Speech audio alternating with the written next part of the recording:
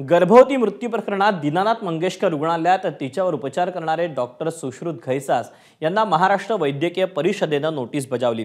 नोटिशीला उत्तर देण्यासाठी डॉक्टर घैसास यांना 4 दिवसांची मुदत देण्यात आली। या नोटीसवर इंडियन मेडिकल असोसिएशनच्या राष्ट्रीय अध्यक्षांसह महाराष्ट्र वैद्यकीय परिषदेच्या माजी अध्यक्षांनी रविवारी आक्षेप नोंदवला।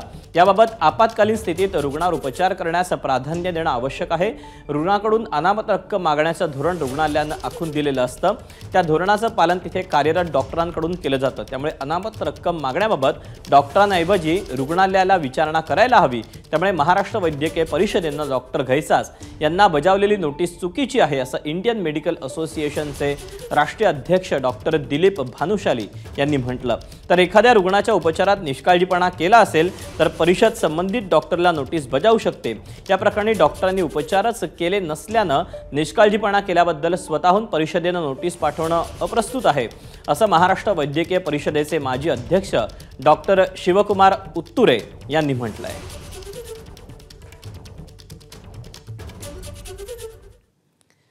दरम्यान रुग्णालयाने दिलेल्या माहितीच्या आधारावरच डॉक्टर घैसास यांना नोटीस बजावून खुलासा मागितल्याची माहिती महाराष्ट्र मेडिकल काउन्सिलचे प्रशासक डॉक्टर विके रुंगभाणी यांनी दिली आहे। त्यांच्याशी संवाद साधला आमचा प्रतिनिधी रजत वशिष्ठ। पुण्यातील दीनानाथ मंगेशकर रुग्णालयामध्ये गर्भवती महिलेचा दुर्दैवी मृत्यू झाला आणि त्यानंतर संपूर्ण राज्यामध्ये एक रोष पसरलेला आहे। आपल्यासोबत महाराष्ट्र मेडिकल काउन्सिलचे प्रशासक डॉक्टर विंकी रुंगभाणी आहेत। डॉक्टर साहेब, या प्रकरणी महाराष्ट्र मेडिकल काउन्सिलने काही पावलं उचलले आहेत का आणि ज्या डॉक्टरांवर आरोप लागलेले आहे त्यांना काही स्पष्टीकरण मागण्यात आलं आहे का? दीनानाथ मंगेशकर हॉस्पिटल पुणे इथे जेव्हा हे श्रीमती ईश्वरी भिसे यांच्या दुर्दैवी निधन झाला त्याच्यानंतर नातेवाईकांनी काही तक्रार केली होती आणि ही माध्यमांच्या द्वारे आमच्याकडे ही तक्रार आली। महिला आयोग, राज्य महिला आयोगनेही आम्हाला म्हणजे महाराष्ट्र मेडिकल काउन्सिलला एक सूचना दिली की या प्रकरणामध्ये बघून त्याच्यात काय कारवाई करावी। महाराष्ट्र मेडिकल काउन्सिलच्या वतीने आम्ही जे मंगेशकर हॉस्पिटल आहे त्यांना एक पत्र देऊन त्यांच्यातून सविस्तर जानकारी म्हणजे ही घटना कशी घडली, कोण डॉक्टर्स याच्यात इन्व्हॉल्व होते ते आम्ही मागवण्यात आली त्यांच्याकडून।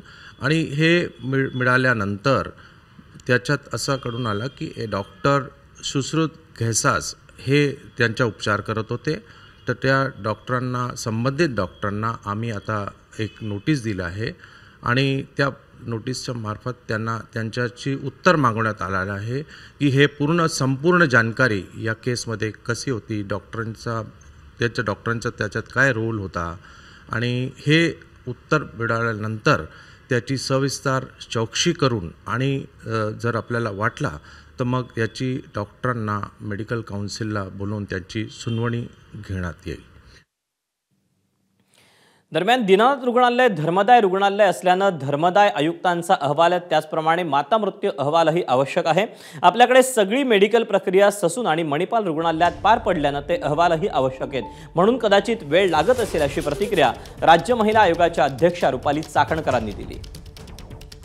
आता गुन्हा नोंद होत असताना ससून रुग्णालयाचा जो अहवाल आहे तो येणं बाकी असल्यामुळे गुन्हा नोंद करण्यासाठी खरं थोडं थांबावं लागतंय। माता मृत्यू अन्वेषण समितीचा अहवाल हा मंत्रालयामध्ये 11 तारखेला सादर करण्यात आलेला आहे। जे दोषी असतील त्यांच्यावर निश्चितपणाने कारवाई केली जाईल। इथून पुढे कोणतीही तनिषा भिसे घडू नये यासाठीची जबाबदारी ही आम्ही निश्चितपणाने। एबीपी माझा, उघडा डोळे बघा नीट।